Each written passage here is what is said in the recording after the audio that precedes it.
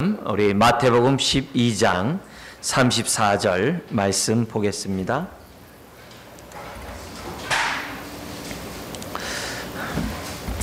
마태복음 12장 34절, 우리 37절까지 한 목소리로 읽겠습니다. 34절 시작. 독사의 자식들아, 너희는 악하니 어떻게 선한 말을 할 수 있느냐? 이는 마음에 가득한 것을 입으로 말함이라. 선한 사람은 그 쌓은 선에서 선한 것을 내고 악한 사람은 그 쌓은 악에서 악한 것을 내느니라.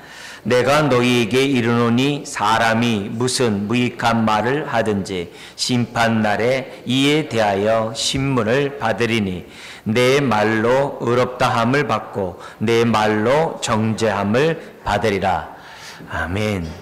말은 마음의 결과라는 거죠. 우리의 마음을 보여주는 것이 우리의 언어, 말이라고 말씀합니다. 그러면서 우리의 이 말이 훗날 심판 때에 증거가 된다는 거죠. 그래서 우리의 말에 따라서 하나님이 우리의 삶을 이제 심판하신다라고 말씀을 해요. 그래서 무슨 무익한 말을 하든지, 그죠? 유익한 말만이 아니겠죠? 무슨 무익한 말을 하든지 심판날에 이에 대하여 신문을 받으리라. 그러니까 우리들이 스스로 우리가 한 말을 가지고 우리의 삶을 우리 하나님이 심판하시겠다라고 굉장히 어떻게 보면은 섬찟한 그런 말씀을 하고 있습니다. 특별히 오늘 우리 마음에 가득한 것을 입으로 말한다는 이 말씀을 가지고 우리 예수님의 그런 어떤 관계 향상을 위한 그 미학의 세 번째 것을 좀 보도록 하겠습니다. 첫 번째는 우리가 하나님 사랑 이웃 사랑을 통하여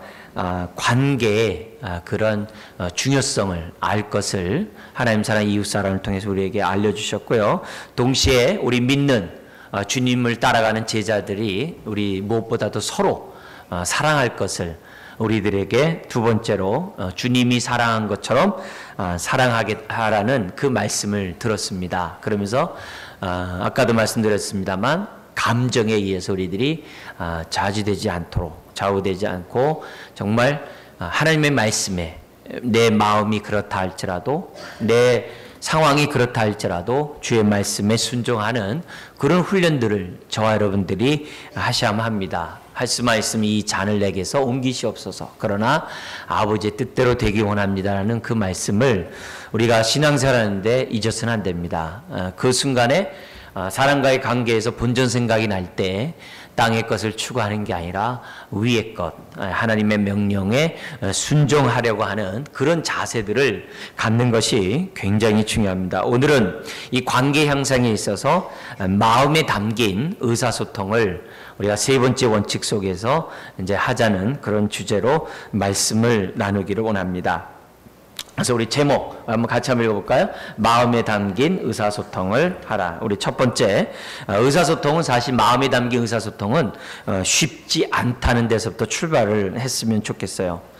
마음이 담긴 의사소통, 정말 우리가 일생 다 배운다 하더라도 배우지 못하는 것이 의사소통이 아닌가 이런 생각을 합니다. 비록 우리가 마음으로는 굉장히 서로 사랑하고 서로를 위하지만은 참 답답할 때가 참 많잖아요. 그죠? 가끔 이렇게 이 신문지상이나 이런 TV 뉴스를 통해서 나오는 게 보면은 아버지와 이 자녀와의 그 갈등 관계를 이제 설명하는 그런 걸 봐요. 그러면은 아버지는 정말 자식들 진짜 사랑해요. 처자식 진짜 사랑하는데 이건 또 자식들은 아니에요. 정말 보고 싶지가 않다는 거예요. 막 그런 것들 이렇게 보면은 보는 저 자신도 참 답답하고 멍하더라고요. 그러니까 그만큼 의사소통이 어렵다는 것을 우리들에게 보여줘요. 그 이혼한 부부의 86% 이혼한 원인이 대화 부족이래요. 그러니까 이가 뭐 성격이 안 맞아서 이혼한다 이런 것보다도 서로 간의 대화를 의사소통을 제대로 못함으로 인해서 오는 그런 관계의 아픔이라는 거죠. 그러니까 다분히 이제 후천적인 거죠. 86%가 부족한 대화 때문이라고 하니 이 얼마나 끔찍해요. 아닌가 다를까 한 가족끼리 담을 쌓아놓고 대화하지 않으면서 수십 년을 지내는 사람들도 없잖아 있잖아요. 속마음을 터놓지 않고. 그러니까 그만큼 의사소통하다는 것이 어렵다는 것을 우리에게 보여줍니다. 그러나 우리 요한일서 1장에서도 얘기한 것처럼 의사소통을 해야 저나 여러분들이 살아갈 수 있어요. 네. 그래서 의사소통은 마치 그 자동차에 연료를 공급하는 거와 비슷해요. 의사소통하지 않으면 우리의 삶을 제대로 운행할 수가 없어요. 네. 왜냐하면 하나님이 독처하는 것을 원치 아니하시고 하나님이 고와 같이 있는 것을 원치 아니하시고 우리에게 공동체를 주셨잖아요. 그렇기 때문에 가정과 이 교회뿐만 아니라 사회 공동체를 또 주셨기 때문에 그 공동체 안에서 저나 여러분들이 어떻게 하면은 대화를 잘할까? 왜? 대화를 안 하면 연료 공급을 받지 않는 것과 똑같아요. 생기를 받지 않는 것과 똑같습니다. 나는 고독을 즐긴다고 하지만은 그건 그것보다 비참한 일이 없죠. 우리는 서로 간에 좋은 의사소통을 통해서 자꾸 생기를 공급하고 요한일서에서는 기쁨이 충만한 그런 삶을 저와 여러분들이 살아야 한다는 것을 보여줍니다. 우리가 시작은 좋았는데 나중에 뒤에 가서 실망들을 많이 할 때가 있어요. 왜냐? 대화가 안 되기 때문에. 마음을 터놓고 얘기할 수 없기 때문에.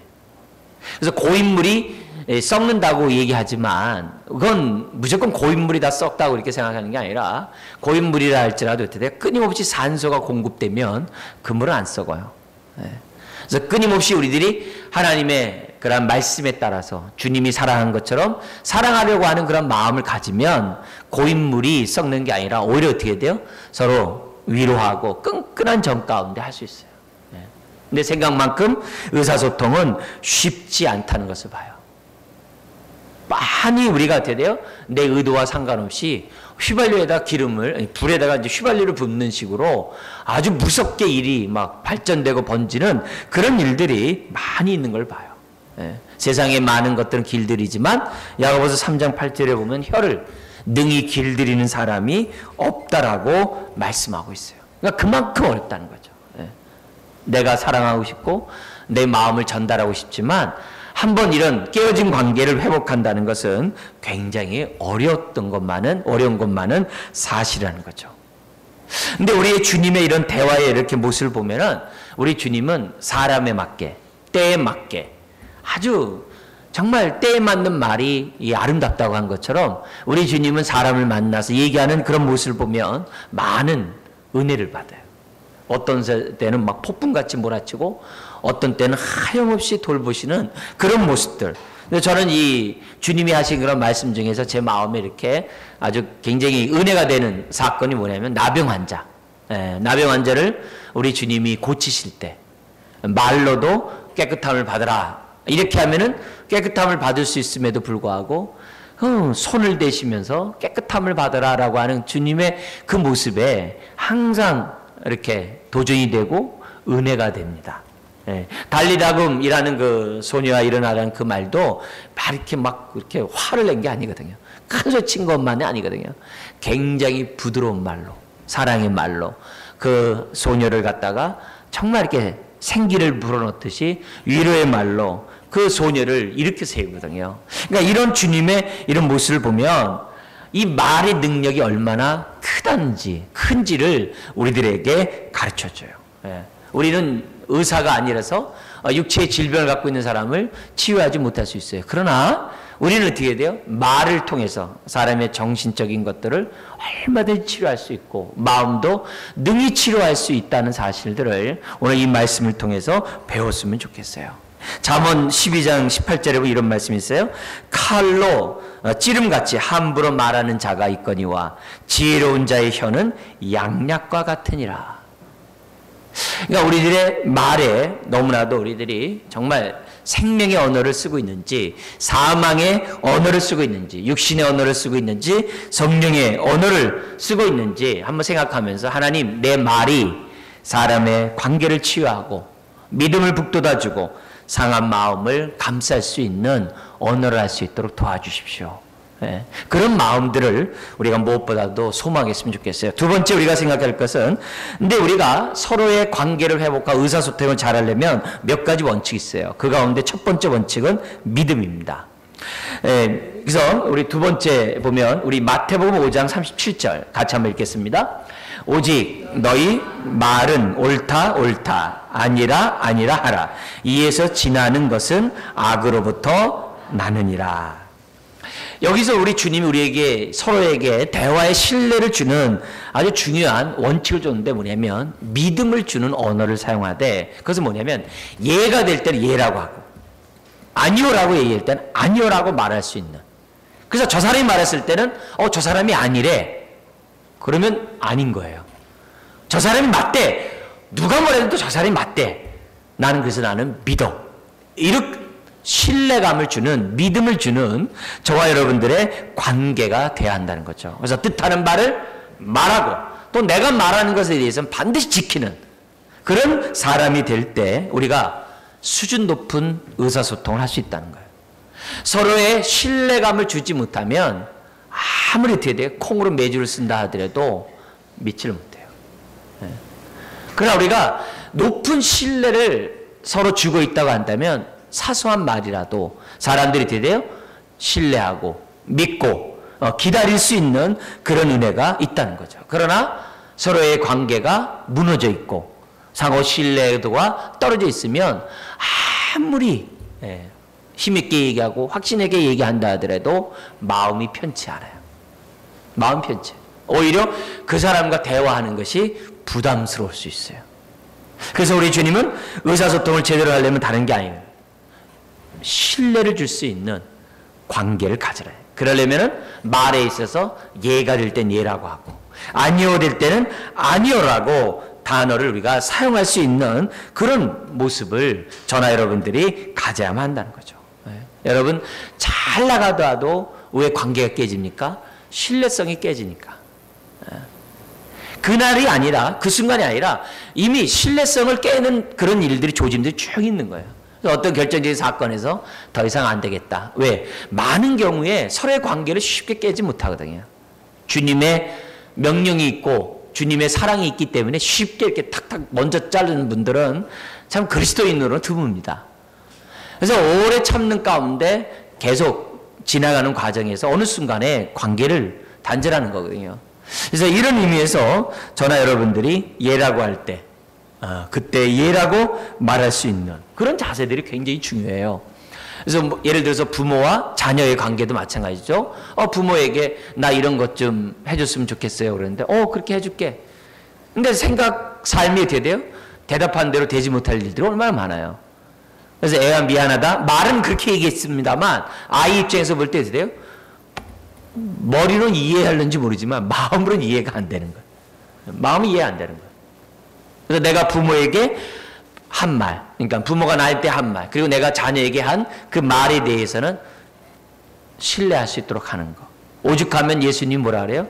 내가 하겠다라고 예라고 한 것이 나에게 손해를 준다 할지라도 우리가 어떻게 돼요? 내 말의 신뢰성 때문에 그 말을 따르는 것이 저나 여러분들이 가져야 될 태도라고 말씀하셨던 것을 보게 됩니다. 그래서 우리들이 신뢰를 줄 수 있는 그런 사람이 되자. 근데 신뢰를 정말 깎아먹는 그런 말들이 있는데 거기 보면은 거기 네 가지의 모습이 나옵니다. 첫 번째는 이제 거짓말. 거짓말이 거기 이제 두 번째 믿음을 무너뜨리는 것의 첫 번째는 이제 거짓말입니다. 그래서 이 거짓말을 갖다가 의도적으로 했다라고 생각하는 것보다도 관계에 있어서 하겠다라고 해서 해놓고 안 하는 거. 이런 것들이 우리가 뭐냐면 거짓말로 인식하는 게 굉장히 중요해요. 뭐 한 가족 안에서뿐만 아니라 교회에서도 마찬가지예요. 어쨌든 간에 누가 뭐래도 지난번에 이렇게 약속했는데 이번에 왜 그러지? 그런 생각이 그런 마음이 들지 않도록 저와 여러분들이 이제 신뢰를 쌓게 된 거죠. 두 번째는 뭐냐면 아첨. 뭐 특별하게 아첨에 대해서 설명하지 않더라도요. 아첨의 큰 문제는 아첨을 위해서 거짓말해야 한다는 거죠. 아첨을 위해서 거짓말하다 보면 내 상대방에게 상처를 줄 뿐만 아니라 내 자신에게도 상처를 주는 것이 아첨이라고 말합니다. 그래서 잠언 26장 18절에 보면 이런 말을 해요. 거짓말하는 자는 자기가 해한 자를 미워하고 아첨하는 입은 패망을 일으키니라. 그래서 우리들이 사람 앞에서 자신의 유익을 위해서 또 사람에게 잘 보이려고 조작된 거짓말하는 이것은 신뢰성을 깎아먹을 수 있다는 거죠. 잘 해주는 것 같지만 아니라는 거죠. 저는 이거를 사회생활하면서 많이 경험했어요. 사회생활에도 보면은 사람들이 자기 사람을 이렇게 막 만들려고 하는 게 많아요. 그래서 애정을 많이 쏟습니다. 애정을 쏟고 막 많이 도와줘요. 근데 그렇게 하지만은 자기 사람을 삼으려고 하는 그 사람이 그 사람 중심을 봐요. 저 사람이 얼마나 나에게 끝까지 정말 잘해줄 건지, 내가 이렇게 안 해줘도 나를 잘 따를 것인지 사람이 계속 계산적이 됩니다. 그래서 결정적인 순간에서 볼 때도 그냥 필요적으로 내가 필요하니까 이 사람을 갖다 내가 잘해주는 거다, 이렇게 생각하면서 사회생활하는 일들을 많이 봤어요. 정말 많이 봤습니다. 그렇기 때문에 저나 여러분들이 항상 좋은 관계를 하기 위해서는 진실한 말, 신뢰성을 주는 그런 말들을 초지일관 갖는 것이 굉장히 중요합니다. 세 번째, 우리가 신뢰를 주기 위해서 약속을 깨지 말아야 돼. 한 번 한 약속에 대해서는 우리가 어떻게 하든지 간에 지켜야 한다는 거죠. 근데 우리 기독교인이 한 그 직장의 오너가 교회 다니는 사람에 대해서, 열심히 다니는 사람이에요. 열심히 다니는 사람이 하는 얘기입니다. 오너가 사람 뽑을 때 굉장히 막 이렇게 주저하는 게 있대요.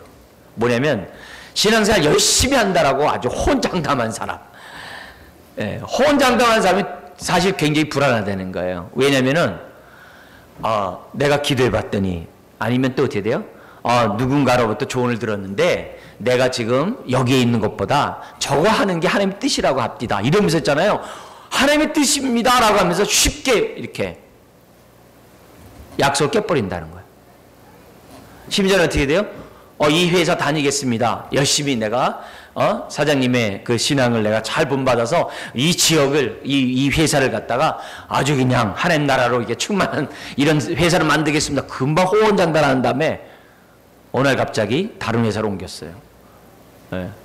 왜요? 거기가 글로 가는 게 하나님 뜻이래요. 근데 그게 남 얘기 같은데요, 더 이상한 얘기 같은데 너무 많은 거예요. 우리 이제 연말 연시 되면은 우리 교육자들이 이동 많이 하잖아요. 그죠? 이동 많이 한단 말이에요. 많이 하면은 우리 제 친구 목사네 교회에서 기가 막히게 연초에 인사를 했는데 다음 주에 안 나오더래요. 그래서 우리가 다른 데 교회가 됐다 글로 갔다는 거예요. 그래가지고 교인들이 다 이렇게 멘붕에 빠진 거예요. 그래서 제가 한번 가만히 생각을 해봤어요. 하나님 앞에서 저나 여러분들이 어떻게 하는 게 좋은가. 근데 이게 제가 지금 한 예만 있는 게 아니라 여러분은 어떤지 모르겠어요. 하나님의 이름에 미명을 대면서 얼마나 마음들을 바꾸는지. 여러분, 이거는 굉장히 중요합니다. 굉장히 중요해요. 굉장히 중요해요. 이 부분을 망각해버리면 안 돼요. 망각해버리면. 그렇지 않으면 하나님이 함께하는 그런 증거들이 안 나타나요. 계산적으로는 일시적으로 자기가 되어 유익을 선점할 수 있어요. 그러나 진실한 하나님 앞에서는 성령의 역사가 안 나타나요. 나타날 수가 없어요. 또 여러분의 자녀들, 배우자를 선택할 때도 마찬가지예요. 선택할 때에도 내가 어떻게 돼요? 이미 선택을 했는데 더 좋다고 생각하는 그림의 떡이 나왔을 때 여러분, 마음이 흔들리면 안 됩니다. 사람이 한번 딱 정한 그 말에 대해서는 그까지 지키는 그런 신실함이 있어야 돼요. 사람이 문제가 아니라 전능하신 하나님을 못 본 게 문제예요. 하나님이 사람을 얼마든지 변화시켜 가고 얼마든지 하나님의 형상으로 만들어 가실 수 있는, 하나님을 믿지 않고 인간적인 계산, 짧은 근시안적인 안목을 가지고 배우자 문제까지도 뒤바꾼다고 한다면 이건 큰 문제입니다. 여러분, 내가 어떠한 일을 결정하고 어떠한 일을 판단하고 어떠한 일을 말할 때마다 하나님을 정말 발견하시기를 주의 이름 부탁드립니다. 여러분, 주님은 내 안에 있어요. 우리 찬송에 있는 것처럼 주님이 내 안에 있으면 하늘과 세상 온데 간데 상관없어요. 환경 여건 때문에 뭐 그건 굉장히 하나님 보실 때 마음 아파하는 일이에요. 성령을 소멸하는 일이에요. 여러분, 내가 있는 이곳이 하나님 나라인 줄 믿습니다. 여러분, 그 다윗이 자기 아들 압살롬에게 쫓겨가지고 그 밤새 야반 도주해가지고 그 광야에서 잠자지 못하며 하나님 앞에 기도하잖아요. 눈물로. 막 기도할 때 얼마나 기가 막힙니까? 심지어 다윗이 막 갈 때 사람들이 막 저주했잖아요. 다윗을. 지 아들들도 못 감당하고 막 이게 얼마나 막 저주했습니까? 근데 다윗이 그 광야에서 그 시편에 뭐라 그래요? 그 광야를 하나님을 만나는 성소로 바꾸잖아요. 그래서 내가 이 성소에서 하나님을 바라보는, 자기가 지금 광야인데 무슨 성소입니까? 그러나 예배하는 그 자리가 하나님의 임재가 있는 곳이 성소라고 다윗은 정말 진심으로 고백한 거거든요. 여러분, 환경 그런 데 때문에 하나님을 보지 못하는 그런 일이 없기를 주의를 부탁드립니다. 저도 마찬가지예요. 계속 그 부분에 흔들리지 않고 갈 수 있도록. 그러려면 어떻게 돼요? 계속 내 마음을 덮은 수건을 고린도후서 3장에 있는 것처럼 자꾸 벗어버려야죠. 성령이 있는 곳에는 자유함이 있다 했으니까 계속 어떻게 해요? 우리의 마음을 덮는 수건들을 자꾸 벗어버려야 돼요. 하나님을 보지 못하게 하는 그런 수건들 자꾸 눈에 비늘이 떨어지도록 저와 여러분들이 해야 됩니다. 그럴 때 우리는 어떻게 해야 돼요? 사람들의 관계가 온전한 관계들을 할 수 있다는 거죠. 그래서 약속을 깨면 안 돼요. 네. 약속 가운데 함께 하시는 주님. 그래서 내가 잘못된 길로 갔다고 해봐요. 잘못된 선택해보세요. 하나님은 환경을 바꾸세요. 그런 믿음들을 저와 여러분들이 가지셔야 됩니다. 믿는 자에는 그 배에서 뭐가 흘러난다고요?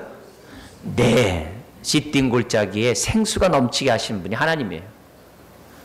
여러분, 좋은 교회는 없어요. 좋은 교회를 저와 여러분들이 만들어야 될 줄 믿습니다. 우리 모두가 다 좋은 관계, 좋은 사람을 만들어 가는 거예요. 예? 좋은 관계들을 우리들이 노력하자면 안 되는 거죠. 그 다음에 네 번째, 신뢰를 깨는 게 침묵입니다. 뭐냐면 예라고 할 때 예라고 안 하고 아니요 할 때 아니요 안 하고 가만히 있고 그 커튼 뒤에 숨어버리면 믿음을 쌓지 못해요. 해야 될 때 할 말을 하지 않으면 상대방이 굉장히 실망할 때가 많이 있습니다. 그래서 침묵하면 상대방에게 아주 의아하게 할 수 있는 여지가 많이 있기 때문에 신뢰를 쌓기 위해서는 침묵할 때가 아닐 때 침묵하지 말고 아니요, 예라고 말을 할 수 있어야 한다는 거죠. 자, 그러면 이렇게 무너져 있을 때, 혹시 무너져 있는 관계에 있을 때 어떡하냐? 다른 거 없어요. 다시 한번 하나님 앞에 회개하고 주님의 성품을 반영하면 돼요. 뭐예요? 진실하게. 그리고 어떻게 돼요? 실망하지 말고 지속적으로 뒤돌아보지 말고 진실하게 나아가면은 하나님이 어떻게 돼요? 사람의 마음을 감동시켜 줄 줄 믿습니다. 그래서 대화의 기초는 신뢰라는 거. 그래서 오늘 내가 얼마나 사람들에게 신뢰를 주고 신뢰를 얻고 있는지 생각하는 이 시간이 됐으면 좋겠습니다. 그 다음에 세 번째 우리 한번 볼까요? 다음에 이 입과 우리 말과 마음은 서로 연관되어 있다는 건데요. 마태복음 12장 아까 봤던 34절에 보면 사람은 마음에 가득한 것을 입으로 흘러나오게 되어 있어요. 그래서 마음이 평안한 사람은 여유가 있어요. 용납이 있어요. 이해가 있어요. 인내가 있어요. 근데 마음이 평안하지 않은 사람은 어떻게 돼요? 그러지 못해요. 말에 가시가 있고 냉소적이고 말에 정말 이렇게 가시가 있는 것을 보게 됩니다. 그래서 무엇보다도 다스릴 것은 우리의 마음이라 했어요. 그러니까 마음을 다스려요. 그러니까 팔복이 얼마나 소중한지 몰라요. 심령이 가난한 자는 복이 있나니. 이게 얼마나 좋은지 몰라요. 속이 막 이렇게 막 부글부글 끓을 때마다 하나님, 내 감정에 충실한 게 아니라 하나님의 말씀에 순종하기 원합니다. 심령이 가난한 자가 복이 있다고 했는데 그 순간 내가 심령이 가난한 자가 되게 해주십시오. 여러분, 속에 마음에 품고 있는 것은요, 때가 되면 흘러넘치게 돼 있어요. 자기의 입에 있는 말을 반드시 하게 돼 있어요. 주님이 살려놓은 사람을 내가 무너뜨리면 안 됩니다. 그래서 우리가 항상 이 말과 우리의 이 마음이 이렇게 조화로울 수 있도록, 그래서 우리의 마음이 정말 선한 것을 가져가지고 선한 말을 하는 저와 여러분들이 되도록 노력해야 돼요. 그러니까 은혜를 받아야죠. 은혜를 받지 않으면 이 우리의 말이 찬송과 조주가 나와야 되는, 동시에 나오는 게 아니라 찬송이 나와야 되는데 찬송과 저주가 동시에 나올 수 있다는 것을 저와 여러분들이 항상 생각해야만 한다는 거죠. 사람들은 마음이 편치 않으면 자기 주장이 강하게 돼 있어요. 빌립보서 2장에 보면 너희는 마음을 같이 하라 하면서 4가지 마음을 같이 하는 방법을 설명해요. 그 가운데 하나가 뭐가 있냐면은 다투지 않는 거예요. 이때 이 다툰다는 게 뭐냐면 자기 의견을 관철시키지 않는 걸 말해요. 우리 교회 안에서 얼마든지 있잖아요. 어떤 일 하다 보면 자기 의견을 관철시키려고 하잖아요. 그것 때문에 다툼이 있으면 그거는 한 마음을 갈 수 없다고 그래요. 그래서 우리가 하나가 되려고 한다면 자기 센 말을 자제해야 돼요. 센 말을 그 앞엔 듣지만은 마음은 멀게 돼 있어요. 상종하지 말아야 되겠다 그래요. 여러분 이게 얼마나 무서운 죄인지 몰라요. 그래서 우리가 교회 안에서 세상 사람들처럼 세게 말하면 안 돼요. 온유하게 말하라 했어요. 온유하게. 목사인 저 자신도 세게 말하지 않으려고 하죠. 제가 이 강대선에서 세게 한번 얘기해 볼까요? 본심요? 다 나가 떨어집니다. 예.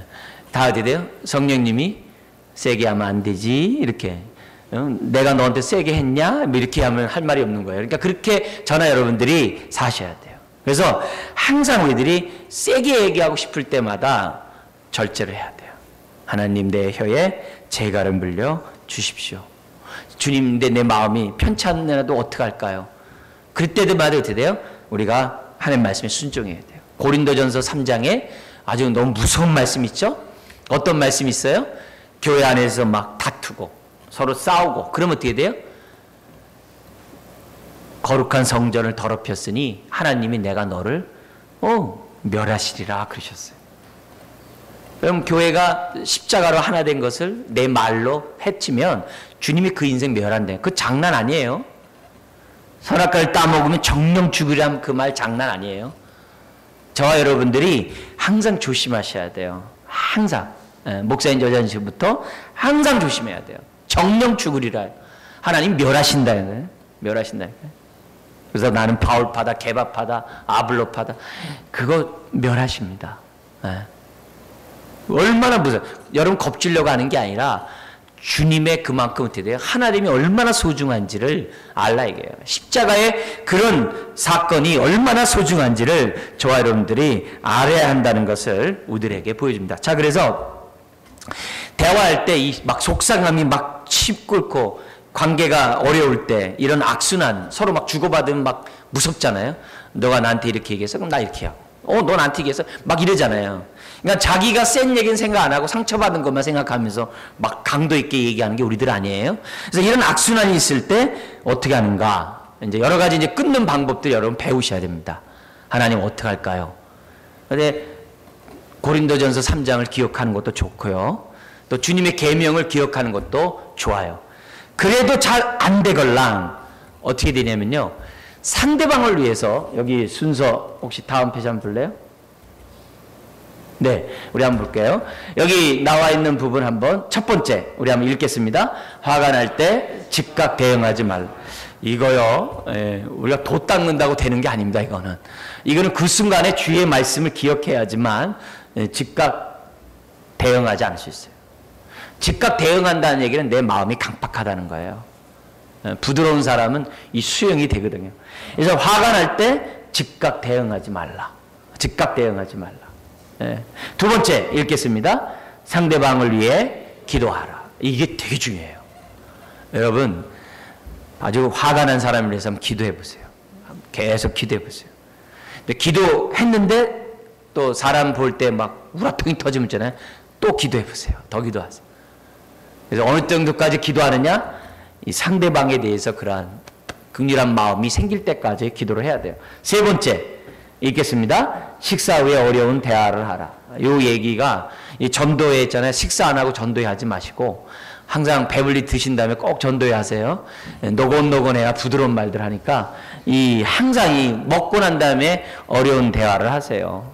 특히 전도회에서 돈 얘기는 좀 제발 하지 마세요. 그건 별도로 그 자리에서 하지 말고 별도로 하세요. 회의 시간에는 열심히 교회를 위해서 어떻게 하면 우리가 부흥하고, 교회를 위해 우리가 어떻게 우리 전도회가 헌신하고, 우리가 어떻게 하면은 우리 전도회원들에게 유익을 끼쳐, 이 얘기만 하죠. 돈 얘기 앞으로 이 시간 이후로 절대 하지 마세요. 예? 전도회에서 그런 얘기 하는 거 아니에요. 예. 하려면 아예 교회 일 안 해도 돼요. 예. 그 돈 없어도 돼요. 성교비 안 보내도 돼요. 그런 돈 얘기 그런 얘기들 하지 마세요. 교회 안에서는 어떻게 하면 우리 성도들을 섬길 수 있을까? 우리 지금 누구누구를 위해서 우리가 합심해서 기도하고, 이런 게 전도에 하는 거지, 괜히 뭐 일 같은 거 그런 거 하지 마세요. 관계를 깨는 이런 일들 하면 안 돼요. 그래서 식사 후에 어려운 대화, 이거는 뭐예요? 역으로 우리가 기도하면서 항상 전도에 모일 때마다 기도해. 항상. 네 번째 읽겠습니다. 비난보다는 인정하는 말을 함으로 감정을 그대로 쏟아내지 말라. 이 어려운 훈련이에요. 우리 그 중국 무술에 보면요, 막 1개, 2개 해가지고 36개까지 있어요. 근데 그게 하나하나 과정할 때마다 굉장히 오래 걸려요. 이거 마음 먹은 대로 되는 게 아니에요. 많은 훈련이에요. 많은 훈련. 하여튼 감정을 그대로 쏟아내면 안 돼요. 다섯 번째 읽겠습니다. 나의 말하는 어조와 목소리의 크기에 주의하라. 주의하라. 내 어조와 목소리 크기도 좀 봐야 돼요. 예. 좀 제 아내가 가끔 웃을 때 막 크게 웃는데 이해해 주시기 바라고요. 그거는 웃는 거리라서 그래도 괜찮죠, 그죠? 예. 막 화내고 이런 것들은 정말 조심해야 돼요. 교회에 큰 소리가 이게 나오지 않도록 항상 기도 소리 큰 건 괜찮아요. 찬송 소리 큰 거 그거 괜찮아요. 그러나 우리가 감정을 쏟아내는 얘기는 안 돼요. 예, 안 됩니다. 그 다음에 여섯 번째 읽겠습니다. 문제보다는 해결책에 관심을 집중하라. 왜 그랬냐 이러면 안 돼요. 그 이렇게 하는 게 더 낫지 않냐. 대안이 없으면 가급적이면 말하면 안 돼요. 대안이 항상 제시하지 않으면 말하면 안 됩니다. 이렇게 하는 게 어떻게 더 좋지 않습니까? 라고 얘기하는 자세를 갖는 것이 굉장히 중요해요. 일곱 번째 읽겠습니다. 바꿀 수 없는 것을 받아들이는 법을 배울 필요도 있어요. 뭐냐면 성격이 급한 사람도 있잖아요. 뭐 한의학에서는 간이 화하면 성격이 급하대요. 화를 이렇게 잘 낸대요. 그러니까 화 잘 내고 성격이 급하신 분 간이 좀 안 좋다 생각하고 하나님 간 치료해 주세요 이렇게 기도하시고. 그러니까 우리는 어떻게 돼요? 그런 분들에 대해서 어떻게 돼요? 왜 저렇게 막 자기 성격대로 왜 해? 막 이러지 말고 긍휼히 가지면 좋겠어요. 뭐냐, 간이 아픈가 보다. 이렇게 생각하면 좀 긍휼한 마음이 생길 수 있어요. 아, 뭐 급한 일이 있나 보다. 아니면 간이 좀 약간 배밭에 나오려고 하나 보다. 하나님 저 불쌍한 성도 용서해. 이렇게 좀 긍휼히 여기는 마음을 저나 여러분들이 가질 필요가 있어요. 그러면 한결 좋아요. 한결 좋아요. 여러분, 우리는 돕는 배필이에요. 돕는 배필은 모난 부분들을 서로 깎아주는 것도 있지만 감싸는 부분도 있어야 돼요. 깎으려고만 하지 마세요. 좀 이렇게 감싸주는 것도 해보세요. 그러면 굉장히 두리뭉실하고 살맛 나요. 여러분, 집에 갔는데 쌩 하면 집 들어가기 싫잖아요. 교회 왔는데 쌩 하면 교회 오기 싫잖아요. 전도회 갔는데 음만 무섭다 그러면 골치 아프잖아요. 편안해야 돼요. 집은요, 편안해야 돼요. 우리 가정 같은 교회를 우리 만들기를 주여름 부탁드립니다. 기도하셔야 돼요. 왜? 주님이 우리 이렇게 만들어 놨으니까. 그래서 무엇보다도 우리의 마음이 있는 말. 주님이 그러잖아요. 회개하라, 천국이 가깝다. 이 말을 다른 성경이 이렇게 번역해요. 마음과 삶을 변화시켜라, 천국이 가깝다. 이렇게 번역도 해요. 회개하라는 그 말을, 원래 회개가 뭐예요? 생각을 고쳐먹다 이 뜻이거든요. 생각을 달리해라. 이게 회개예요. 옛날 방식대로 살지 말고 하나님 방식대로 좀 생각 좀 하고 살아라. 이게 회개거든요. 그러니까 무엇보다도 하나님 내 마음을 좀 변화시켜 주세요. 그래서 내 마음에 천국이 임하도록 해주세요. 여러분, 신앙이 미성숙할 때는 대화의 주도권을 자기가 가지려고 해요. 아니에요. 주님만이 대화의 주도권인 줄 믿습니다. 우리 모임의 주인은 주님이 돼야 돼요. 다락이건 우리 전도회건 주인은 항상 우리 예수님 한 분밖에 없어요. 아멘. 우리 교회에 주님은 예수님 한 분밖에 없어요. 목사가 소리가 크게 내고 목사가 이렇게 주인 행사하면요, 여러분 피곤해요. 예. 대화의 주도권은 우리 주님이 갖고 있어요. 그래서 항상 대화할 때마다 하나님 내가 어떤 말을 하는 게 하나님 기뻐하시나요? 이렇게 물으면서 대화를 해야 해요. 그런 훈련들을 저나 여러분들이 하셔야 돼요. 그래서 주님을 인정하고 새로운 주님의 대화 방식대로 우리들이 살아야 한다는 거죠. 자, 그러면서 다음 페이지 한번 볼게요. 우리가 대화의 신뢰성을 키우는 두 번째 방법이 나오는데요. 그건 뭐냐면 정직함이에요. 정직함을 통해서 우리들이 말하는 것이 굉장히 중요합니다. 근데 우리 주님은 굉장히 정직해요.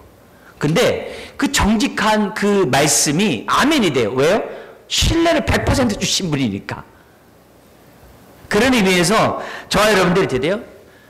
정말 내가 하는 말이 상대방이 마음 아프게 듣는 게 아니라 아멘으로 받을 수 있도록 저나 여러분들이 어떻게 돼요?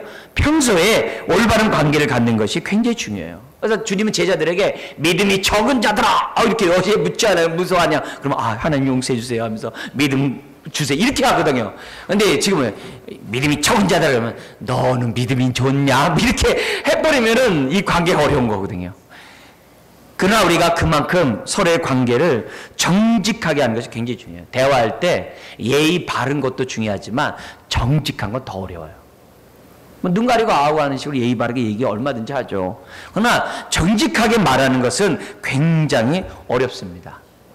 그렇지만 우리가 정직을 말해야 돼요. 근데 이 정직이 남을 정죄하는데 정직하면 안 돼요. 아주 남의 잘못을 찝어내는데 너무 정직해. 그 정직 얘기하는 게 아니고 그거는 사랑으로 대해야죠. 내 눈에 있는 들보를 보고 해야죠. 그래서 우리가 이 정직에는 반드시 뭐가 플러스가 되냐면 사랑이 플러스가 돼요. 사랑이 없는 정직은 어떻게 돼요? 정죄로 나갈 수 있어요. 또 사랑만 있고 정직하지 않으면 어떻게 돼요? 진리가 없으면 어떻게 돼요? 기둥이 없죠. 그래서 그런 의미에서 우리가 정직한 말, 그것도 어때요? 주님의 사랑을 가지고 정직한 말을 하는 것이 필요해요. 물론 이런 말에 대해서 주님도 거절당했어요. 그럼에도 불구하고 우리가 어떻게 돼요? 우리가 정직하게 대화하는 것이 굉장히 중요해요. 그런 관계를 저와 여러분들이 가졌으면 좋겠습니다. 그 다음에 다음번에 우리가 세 번째로 우리가 대화 가운데 계시는 하나님을 다섯 번째 다음 페이지죠. 우리가 이 부분을 좀 생각해 볼 필요가 있어요. 우리 대화에서 주인은 우리 하나님이세요. 그래서 우리가 대화 가운데 하나님을 두는 훈련을 해야 되는데 이러려면 어떻게 되냐면 하나님과의 관계 훈련을 많이 해야 돼요. 그래서 하나님과 기도를 많이 한 사람이 말에 대화 가운데 주님이 계신 것을 아주 확신해요. 사람과의 대화에서 주님이 계세요. 주님이 계세요. 하나님과의 관계에서 올바른 사람이 사람과의 대화에서 반드시 주님을 주인으로 모시고 말하는 특징이 있어요. 무엇보다도 우리가 하나님과의 관계에서 주기도문을 통해서 깨달을 게 뭐냐면은 하나님과 대화하는 방법을 주기도문에 알려줘요. 근데 이 방식이 사람과의 대화에 그대로 적용해야 한다는 거예요. 첫 번째 우리 한번 읽어볼까요? 시작. 하나님과의 대화에서 기도는 반드시 필요하죠. 하나님과의 교제에서 우리는 어떻게 돼요?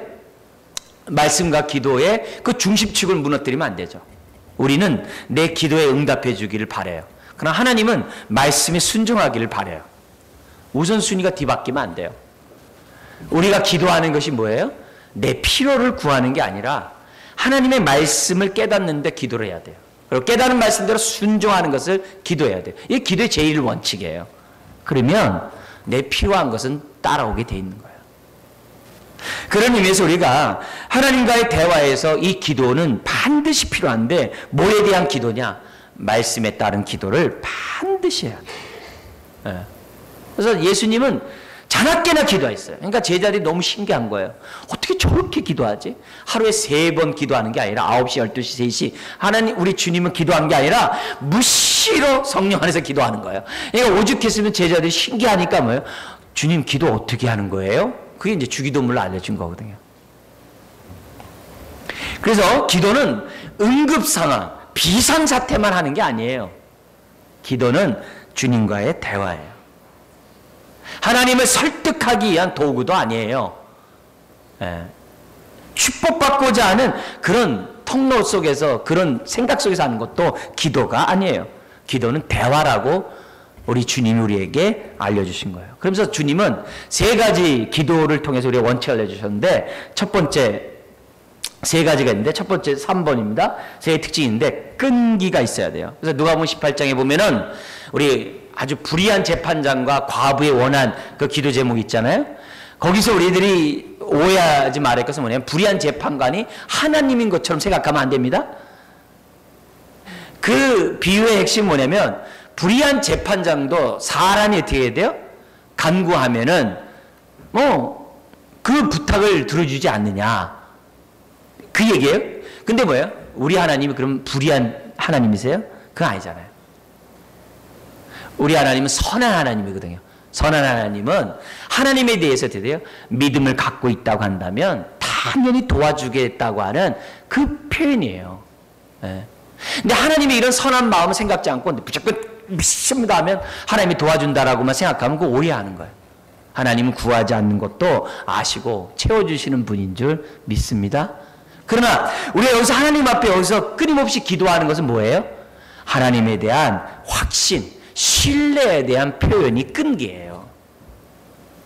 끈기예요. 하나님을 신뢰하지 않는 사람은 기도하다가 그만둡니다.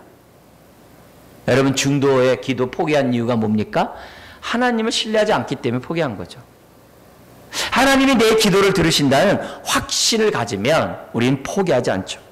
루터라는 사람이 기도에 대한 정의를 이렇게 내렸어요. 기도는 하나님이 마음에 내키지 않는 것을 마지못한 가운데 이 주도록 하게 하는 것이 기도가 아니다라는 거예요. 기도는 흔쾌히 기뻐하고 주기를 원하는 것을, 기도는 뭐예요? 붙잡는 것이 기도라 했어요. 우리가 오해를 하면 안 돼요. 천국은 침노한 자의 것이라면서 우악스럽게 기도하면요, 무서워요. 목사님 저 자신도 무서운데 우리 하나님 볼 때 얼마나 안타깝겠어요. 우리 하나님은 설득당하시고 당하시는 분이 아니에요. 우리가 항상 우리가 응답을 받는 그 이유는 우리 하나님이 선한 하나님이시기 때문에 그래요. 우리 하나님 마지못해 도움을 주는 친구나 마지못해 응답하는 재판관과 정반대의 하나님이에요. 기꺼이 대가를 바라지 않고 주시는 하나님이신 것을 강조하고 있어요.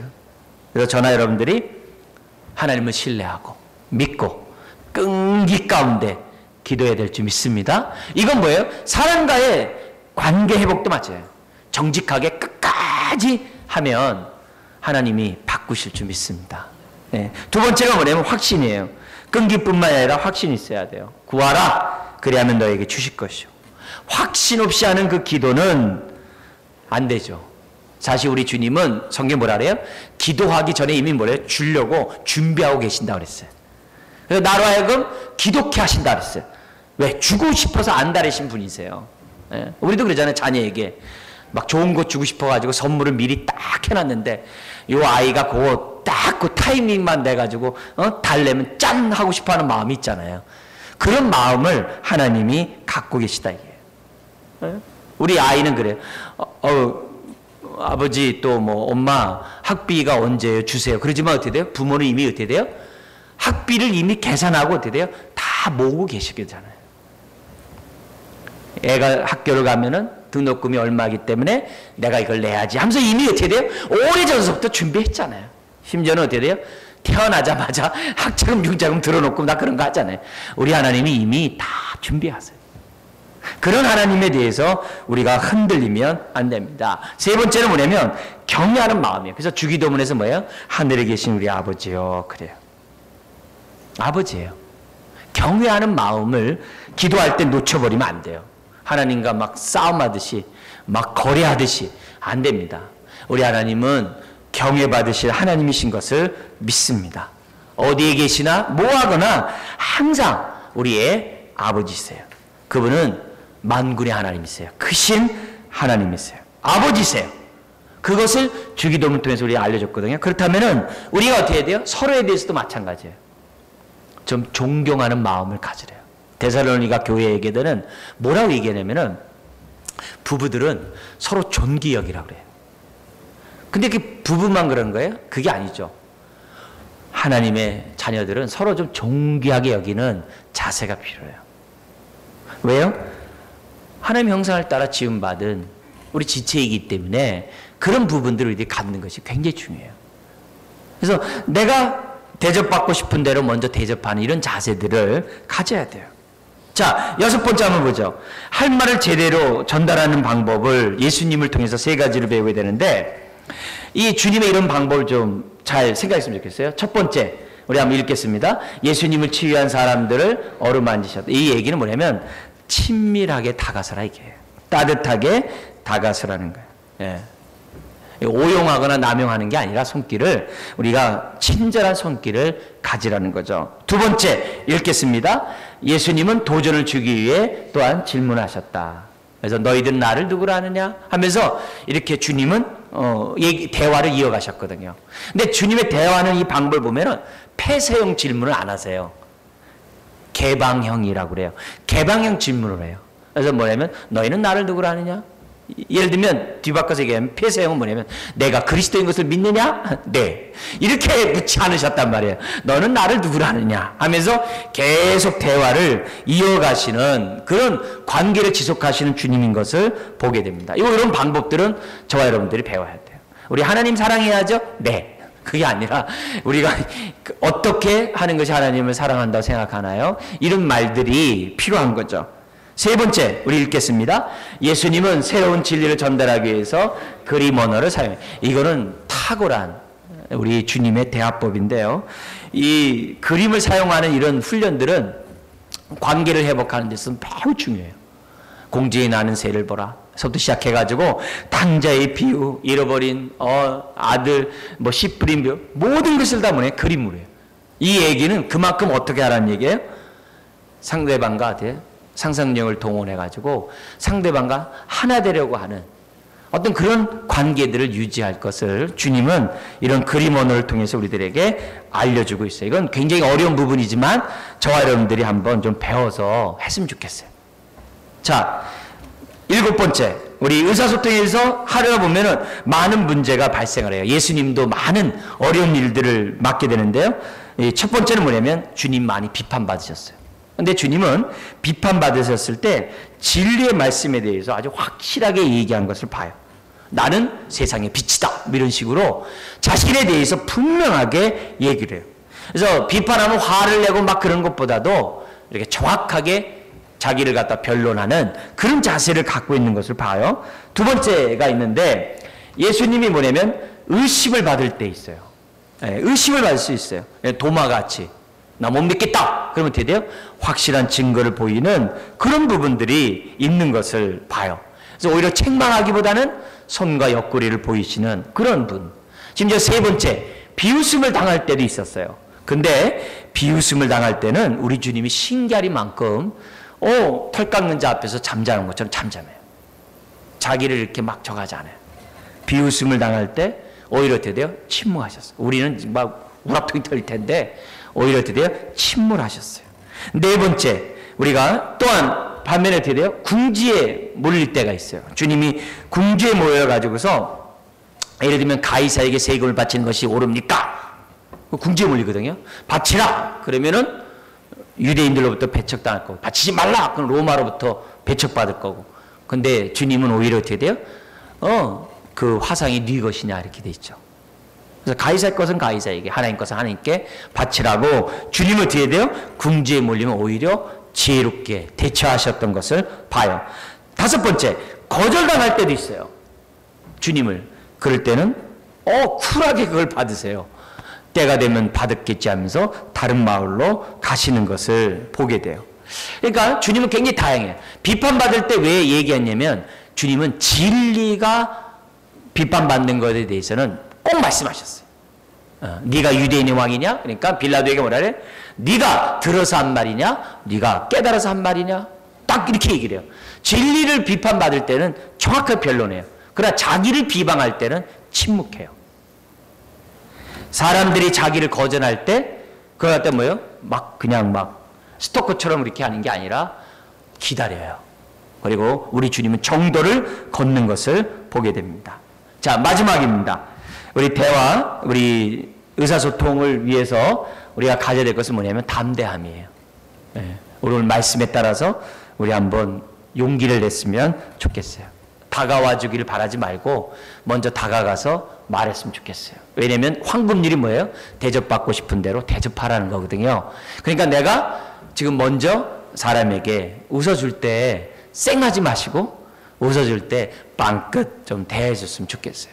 자, 우리 어린아이가 됐다는 마음을 가지고 옆에 사람에게 한번 빵긋 인사해 볼까요? 사랑합니다. 우리 한번 앞뒤에 사랑합니다. 네, 얼마나 좋아요. 네, 사랑합니다.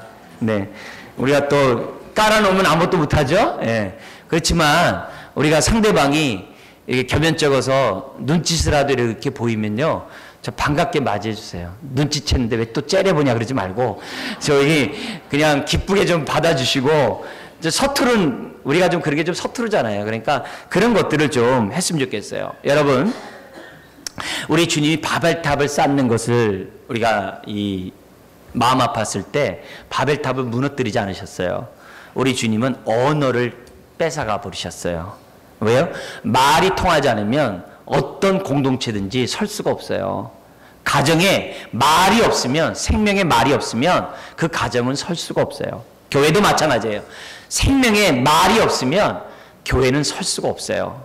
여러분, 사탄이 우리 말 빼앗아 가지 않도록 저나 여러분들이 우리 깨어있고, 우리 주님이 우리에게 알려주신 이 방식대로 정말 신뢰성을 쌓고 진실을 말하고 또 주기도문에서 보여줬던 그런 친밀감들이 저와 여러분들에게 있었으면 좋겠어요. 우리 하나 되게 하신 우리 그리스도의 몸을 힘써 지키는 저와 여러분 되기를 주의 이름으로 축원드립니다. 기도하겠습니다. 하나님 아버지, 말에